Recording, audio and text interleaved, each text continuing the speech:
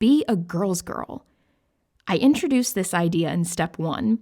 Being a girl's girl means having your sister's backs, even at risk of being shunned or judged by a man. Let's expand on it further as we discuss how being a girl's girl will help you decenter men.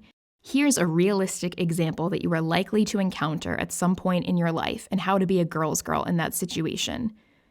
Scenario: you're at the club and you notice a man trying to make a pass at a woman who is visibly uncomfortable. A girl's girl will confront the man or get a group together to confront him. A girl's girl will report the incident to a bouncer, and a girl's girl will check in on her sister to make sure she's doing okay. Being a girl's girl means recentering our focus around protecting and supporting other women.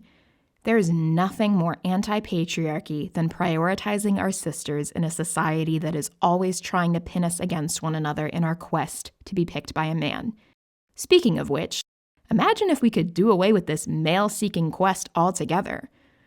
But I need him. No, you don't. End of story.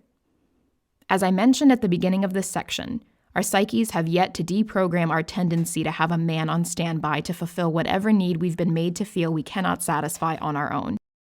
And we saw in part 1 how social norms reinforce this tendency.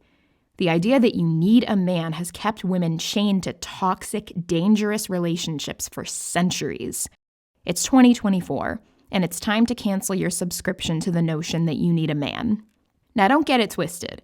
I'm not trying to discourage you from being with a man if that's something you want. But I have seen too many women, myself included, jump through hoops to make a relationship work, and then when it falls apart, hop right into the next one because we're conditioned to believe being on our own is simply not an option.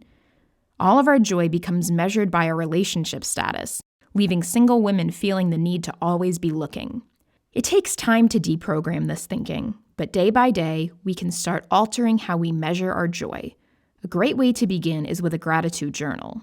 List everything in life, places, people, items, hobbies that you are grateful for, no matter how small. I generated a list like this to help me get over that final straw situationship after he ghosted me. From as minuscule as the smell of lilacs to the friends in my life who have had my back through thick and thin, I listed over 100 things to be grateful for. This really helped me put things in perspective.